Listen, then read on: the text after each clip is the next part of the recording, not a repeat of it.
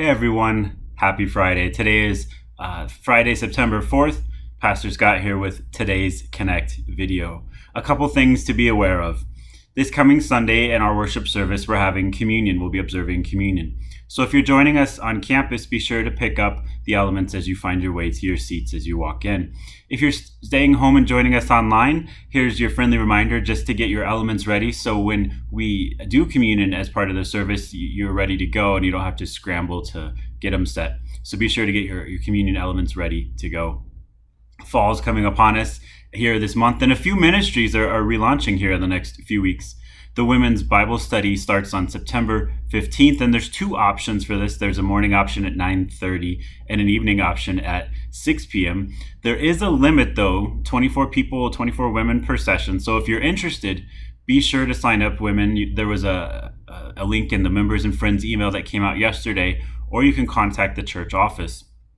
On September 20th, Next Gen Kids is adding a class for 2nd through 5th graders. So we're excited to have this. I know I am. My kids are going to be in those classes. So if you've got kids in that age group, we will have a class that Sunday.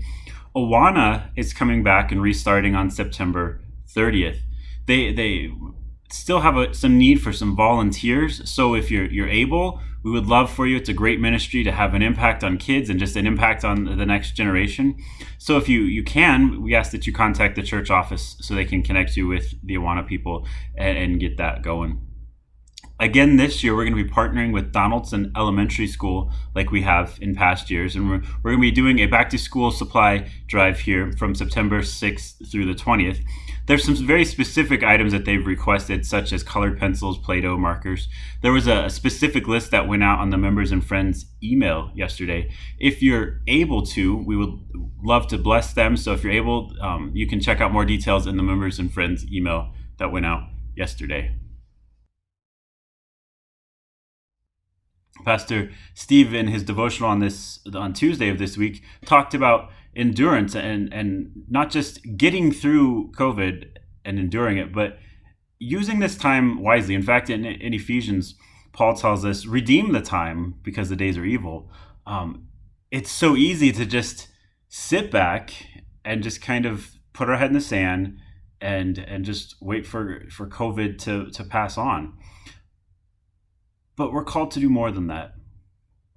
In fact, I keep hearing the phrase quite often through this time that, and especially when we weren't meeting, but as other churches haven't been meeting, like the church was never closed because the church isn't a building. The church is the body of Christ.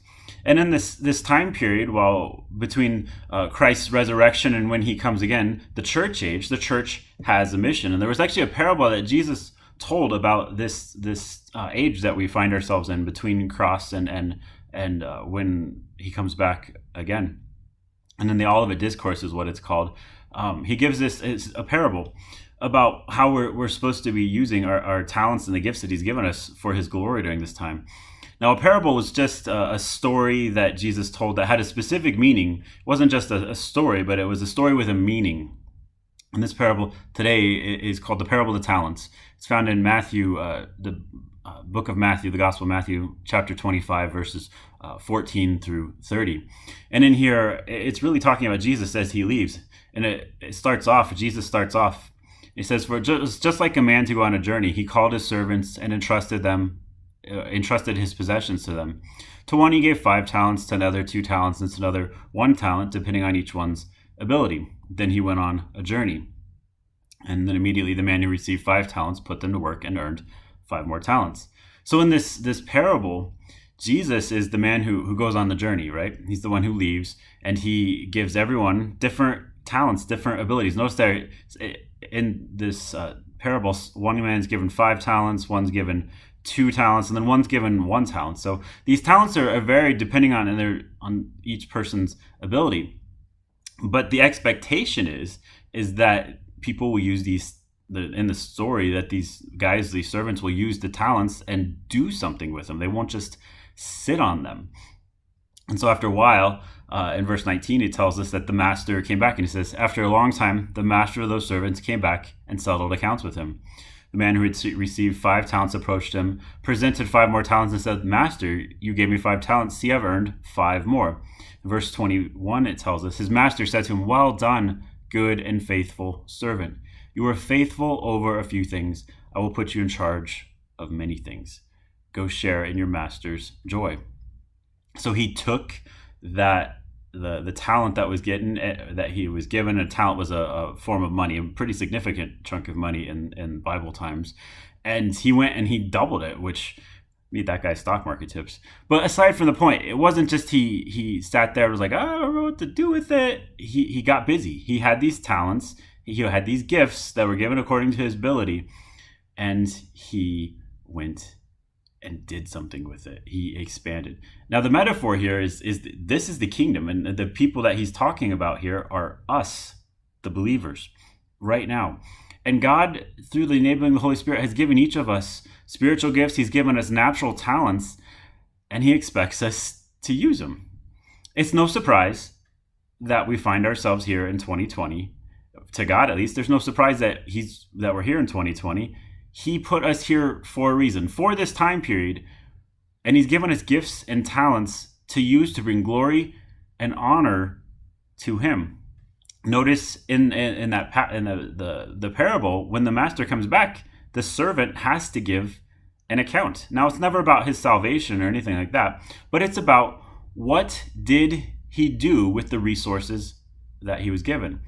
And you notice that he went out and he did something with them. The guy who had 5, he went out and he doubled it, and he got 5 more.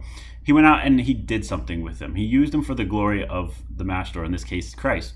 You had the guy who was given 2 talents, and he went out and he doubled it again. So he was given less, but he still used and worked what he was given, and he used it to earn more, and he used it to advance the money, or in this case, the metaphor, the kingdom, God's kingdom here on earth.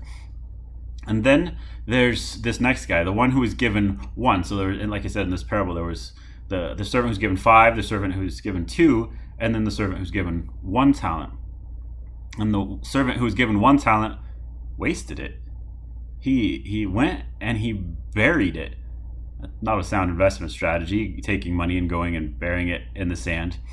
And when he comes back, and the master comes back, and they're settling accounts, he's giving the account, and the master says, "What did you do with what I gave you?"